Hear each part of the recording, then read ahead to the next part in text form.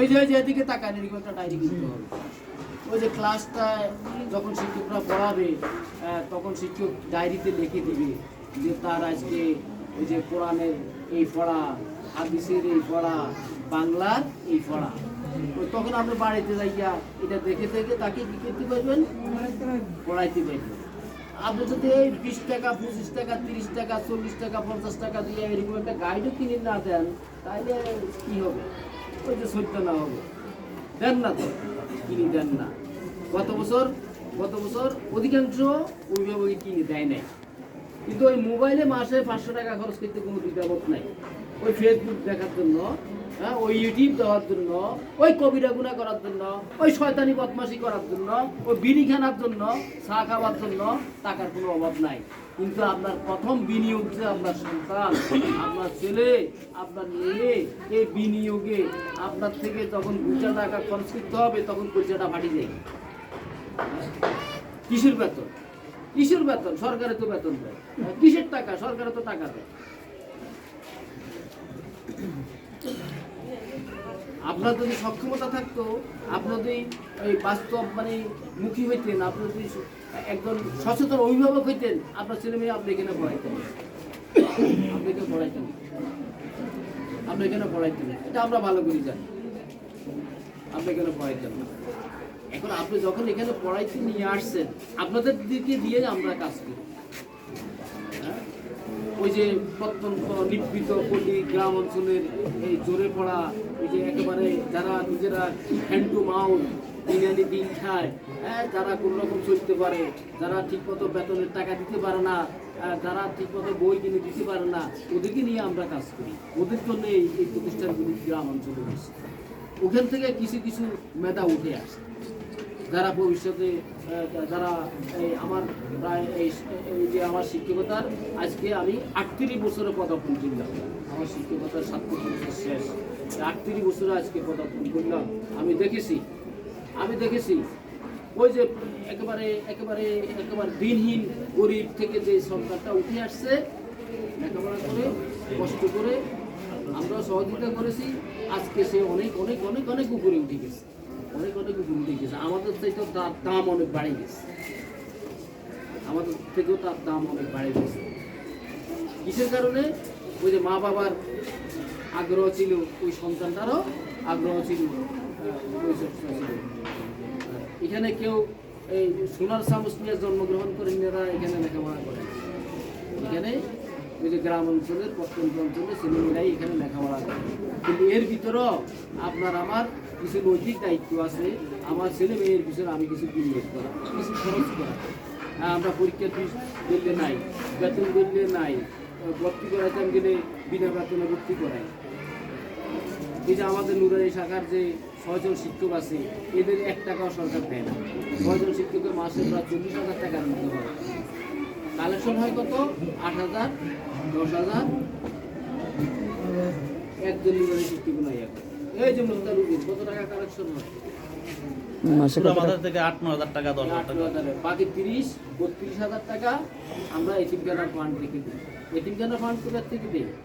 এতিমখানার fund ওই রমজানে এই আল্লাহ বান্দা এই যে ঢাকা যায়, সিটাঙে যায়, এই মাদ্রাসার আমার ছাত্র, বিশেষ করে এখন আমার কালেকশনটা আমার ছাত্রগুলো হলো। আমার ছাত্র অস্ট্রেলিয়া থাকে, ইউরোপে থাকে, আমেরিকাতে থাকে, তাদেরকে বলি, তারা কিছু টাকা পয়সা দেয়। এই নিয়ে আমি প্রতিষ্ঠানটা চালাইতেছি, এইভাবে আমি চালাইতেছি। 40-45-50,000 টাকা ওই যে যারা বোর্ডিংয়ে থাকে, এমন ছাত্র আছে যে তার লেখাপড়ার খরচ তো দূরে থাক, তার বাড়িতে বাচ্চানার অবস্থাও নাই, তার থাকার জায়গাও নেই। ওদের জন্য এখানে ব্যবস্থা করে, তারপরে সে আলেম হবে। বোর্ডিংয়ে আমরা যারা থাকে তাদের থাকা খাওয়া ই করে দিচ্ছি, বোর্ডিংয়ে যারা থাকে। তারপরে সে মানুষ হবে, তারপরে সে কোরআন শিখবে, তারপরেও দিন শিখবে। আপনার যদি সাধ্য থাকে মোবাইলে মাসে 5,000 টাকা, 500 টাকা খরচ করা, 200 টাকা খরচ করা, 100 টাকা খরচ করা, আমরা সন্তানের জন্য খরচ করি। নিয়মিত বেতন তাকে দৈনন্দিন মাত্রায় পাঠাই, সে যদি আজকে না আসে পরের দিন সে আর আসবে না, তার আসবে না। তার কারণ কি? এই শুনেন, তার কারণ হলো যারা মাদ্রাসায় লেখাপড়া করে, যারা মাদ্রাসায় লেখাপড়া করে, যারা মাদ্রাসায় লেখাপড়া করে, অভিভাবক, যারা মা বাপ, তাদের পিছনে একজনের পিছনে 100টা শয়তান জড়িত হয়। আর সন্তানের পিছনে আরো বেশি হয়। তুই মাদ্রাসা যাইস না, তুই মাদ্রাসা যাইস না, তুই মাদ্রাসা করিস না, মাদ্রাসা করিস না। কারণটা কি? মাদ্রাসা পড়লে তো এতে আলেম হইব, এতে কোরআন শিখবো, হাদিস শিখবো, আল্লাহ জানবো, নবী জানবো, এতে মাদ্রাসা যাতে না পড়ানো হয়। শয়তান এই বিরুদ্ধে যাচ্ছে, কিন্তু ওই শয়তানের সাথে সংগ্রাম করে আপনাকে যদি একবার তাকে নিয়মিত আপনাকে আনে দিতে হবে। এখন আগে তো আমাদের ওই যে ছেলে মেয়ে আমাদের বেশি হইতো, এখন ওই যে একটি সন্তানে যথেষ্ট, দুটি হইলে দুটি সন্তানের বেশি না একটা হলে ভালো হয়। দুটি সন্তানের বেশি না একটা হইলে ভালো হয়। এখন ছেলে মেয়ে নাই। কিন্তু আমরা 2810 বন্ধু ভাই আসছিলাম। হ্যাঁ, সকালে মায় খাওয়া দিয়ে পিজা দিত, যা স্কুলে যা, মাদ্রাসা দিছি। এত আদর যত্ন আসিল না, এত আদর যত্ন আসিল না, এত জামা কাপড় আসিল না, এত শীতের কাপড় আসিল না, এত পরিচর্যা ছিল না। হ্যাঁ, এত এত এত ব্যাপকভাবে এত এত এত এত এই যে আমরা এখন এই যে জন্মদিনে দেখা গেছে যে এই যে নানায় দেয়, নানিয়ে দেয়, খালায় দেয়, খালুয়ে দেয়, ওই যে কি কয় যে আপনার দাদা দেয়, দাদি দেয়, 2710 কেজি জামা। আপনার ছোটবেলার কথা মনে করেন, এখানে তো আমার ছাত্র থাকতে পারে, অনেক ছাত্র আমারও থাকতে পারে, আছে মনে হয়, আছে না? হ্যাঁ, আমার ছাত্রছাত্রী অনেক থাকতে পারে। আমি আমার ছোটবেলার কথা বলি, সেই 40 বছর আগের কথা। আমরা একটা বেশি 2টা জামা পাইনি, আমাদের লুঙ্গি নিদি আমরা মাদ্রাসায় আসি। আর এখন এত এত এত সমৃদ্ধ হয়েছে, এত সমৃদ্ধ হয়েছে, আপনার সন্তানের জন্য কেন বিনিয়োগ করবো না? সন্তানের জন্য কেন খরচ করবেন? সন্তানের জন্য টাকা পয়সা খরচ না করলে আপনি তো ভবিষ্যৎ পাবেন না। ওই যে দেখেন,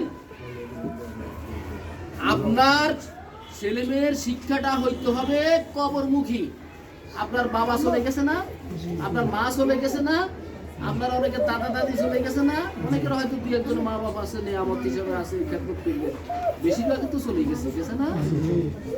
আমাকে আপনাকে একদিন যাইতে হবে, জায়গা এখানে নাই। তাহলে আমি আমার সন্তানকে ওইমুখী শিক্ষা দিব না? ওইমুখী শিক্ষা দিব না? ওইমুখী শিক্ষা যদি দেন, তাহলে দেখবেন কি হবে, আপনার কবরের পাশ দিয়া যাওয়ার সময় সে জিয়ারত করবে, ওই যে সে বলবে রাব্বির হামুমা কামা রাব্বায়ানি সাগীরা বলবে, সে সবসময় আপনার জন্য দোয়া করবে। এই দোয়াটা হলো সবচেয়ে দোয়া। কিন্তু ওই যে মসজিদের ইমাম সাহেব যে হুজুরে আমারে নি কবর জিয়ারত করাই, ওই যে খাবাই 2500 টাকা দিলেন, এটাতে অত গুরুত্ব হবে না। আপনার দোয়াটা প্রতিটা ক্ষণে ক্ষণে হবে। আপনার যতবার আপনার বাবার কথা মনে হবে, অতবার এই বাবা জীবিত থাকলেও এই দোয়া পড়া যায়।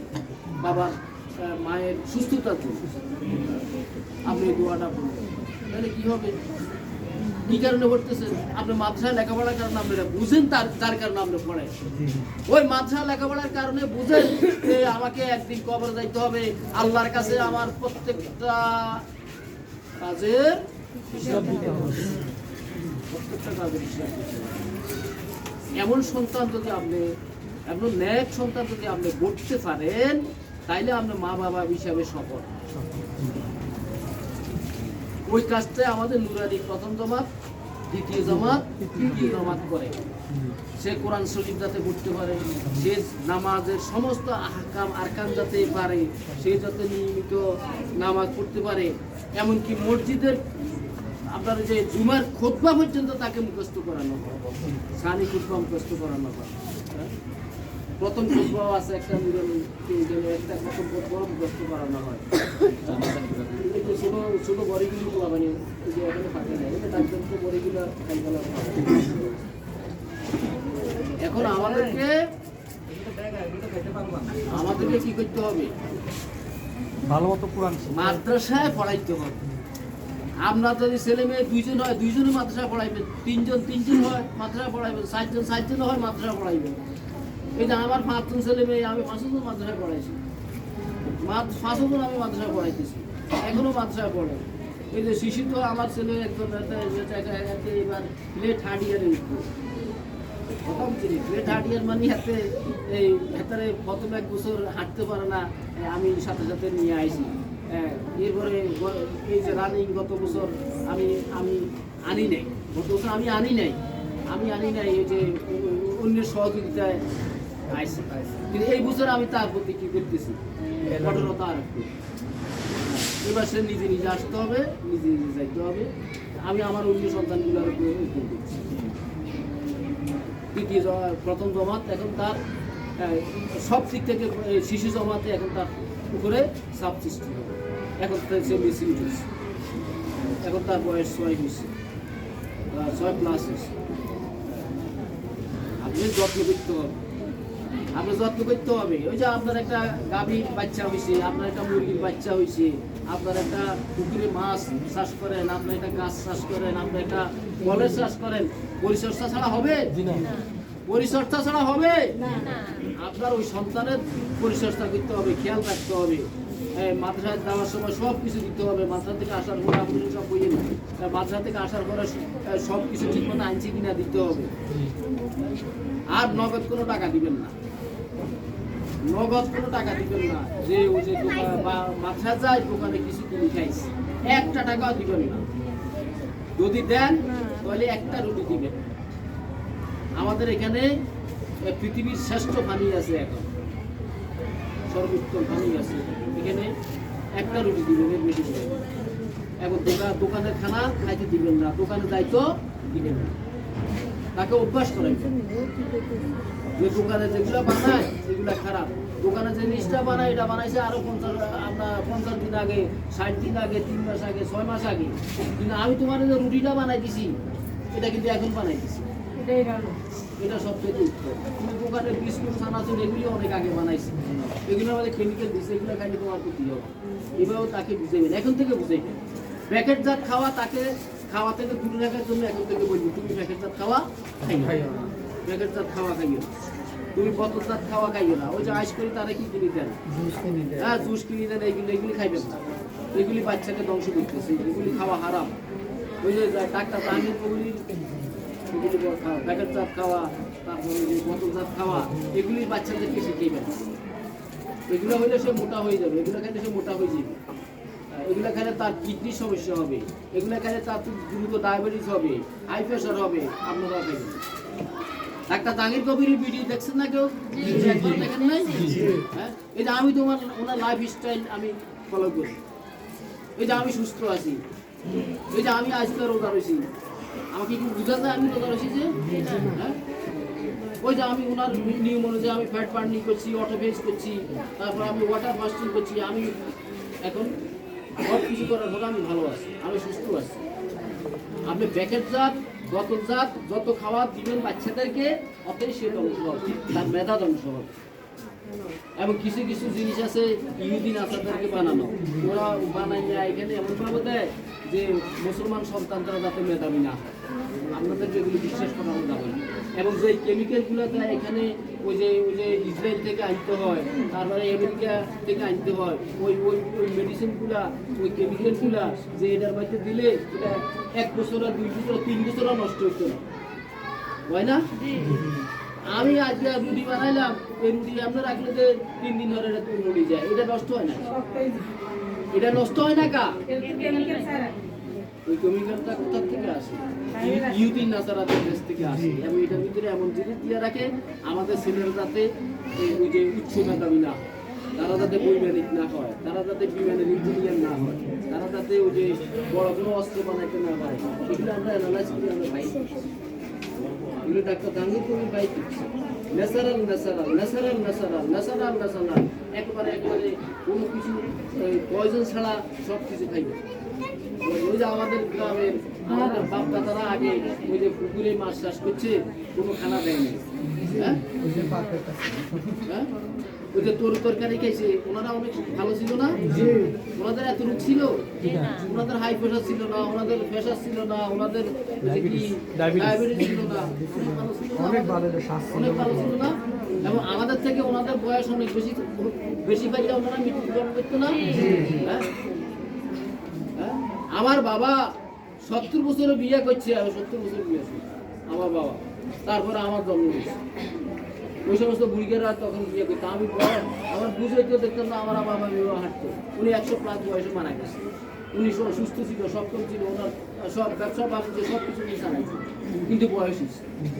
ওই যে ওনারা ন্যাচারাল খাইতো, ওনারা কেমিক্যাল খাইতো, আমরা দেখেন কেমিক্যাল খাই। আমরা যে আইসি এখানে আসি, আমি একটা বিস্কুটের প্যাকেট খেলাম, কেমিক্যাল খাই। বাচ্চাদেরকে এগুলি খাওয়াইবেন, বাচ্চাদেরকে এগুলি খাওয়াইবেন না, এগুলি খেলে তার মেধা ধ্বংস হয়ে যাবে, তার মেধা নষ্ট হয়ে যাবে। এই যে আগেকার দিনে আমরা দেখছি না, ওই যে আপনারা তারা দেখবেন না, আমরা 40 বছর আগে দেখতাম আমার রাস্তাঘাটে গুঁড়োওয়ালা মানুষ দেখা যায়, বয়স্ক মানুষ দেখা যাইতো, এখন দেখা যায়, এখন দেখা যায়। এর আগে তো 2 থেকে সারি গেছে। কেন সারি গেছে? ওই যে কেমিক্যাল খাইতে খাইতে বেড়াচ্ছে। কত গুঁজা মানুষ দেখছি আমরা লাড়ি বলতে আমরা ওই যে বাচ্চা বলা হয় না, আমরা টিটকারি করতাম, তিরাই ইয়ারা দি খাড়া, এই হাজি সাহেব তোর কাছে নালিশ দিয়ে তুই আরে দেখি ছোটবেলার কথা এখনো মনে আছে। আর এখন ওই জন্য গুঁজা মানুষ আছে, বয়স্ক মানুষ আছে, সুস্থ মানুষ আছে। হ্যাঁ রাত্রে 2টার সময় 8 রকম ওষুধ খান লাগে, আবার গোটাটা ইউরি খালি পেটে খাও, আবার ভরা পেটে খাও, 8 প্রকার ওষুধ খান লাগে। আমিও খাইছি 2019 সাল পর্যন্ত। 20 সালের পর থেকে এখন আমি আর একটা ডায়াবেটিসের এগুলো আর মুখে বাইরে আমি কঠিন শপথ নিচ্ছি, আমি ন্যাচারাল জীবন শুরু করছি। আমি সুস্থ আছি, ভালো আছি, ডায়াবেটিস আমার থেকে দিতে হবে। ন্যাচারালের দিকে যাবেন, সন্তানদেরকে টাকা পয়সা দিবেন না, এটা খাইতো সেটা খাইতো, বিস্কিট খাইতো, ওই যে হ্যাঁ ন্যাচারাল আমাদের দেশীয় ফল খাওয়াইবেন, বাচ্চাদেরকে দেশীয় ফল খাওয়াইবেন। দেশি ফল তো নাই, আগেকার দিনে বড়িও নাই, ওই যে কালকে কালিমা 28 প্রকারের বড়ি, সব হাইব্রিড। যত হাইব্রিড খাইবেন তত ধ্বংস, যত হাইব্রিড খাইবেন তত ধ্বংস। ওই যে সকালে স্প্রে করে কি দেয়, ইঞ্জিন দেয়, বিকেলে বাজারে নিয়ে যায়, কি খাইবে? খাইবেন?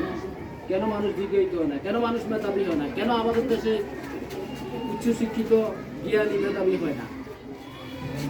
সন্তানকে আদর করবেন, যত্ন করবেন, এবং সে যাতে আপনার মৃত্যুতে যদি ছেলে হয়, আপনার যাতে জানাজার নামাজটা সে পড়াইতে পারে, আপনার জানাজার নামাজটা যাতে সে পড়াইতে পারে,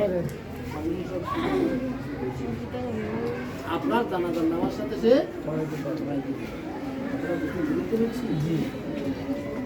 আমাদের বই বিতরণ আছে, আমরা স্কুলের মধ্যে বই বিতরণ করে করবো। আপনারা ধৈর্য সহকারে, শৃঙ্খলা সহকারে নুরানি শাখার শিক্ষক থেকে যে নুরানির বইয়ের লিস্টটা নেবেন, তারপরে আমাদের বইটা নিয়ে নেবেন। আল্লাহ তাআলা আমাদের সবাইকে দ্বীনের উপরে, ইসলামের উপরে, হকের উপরে দায়েম কায়েম করার তৌফিক দান করুন। যারা উপস্থিত সাক্ষ্য করেন তারা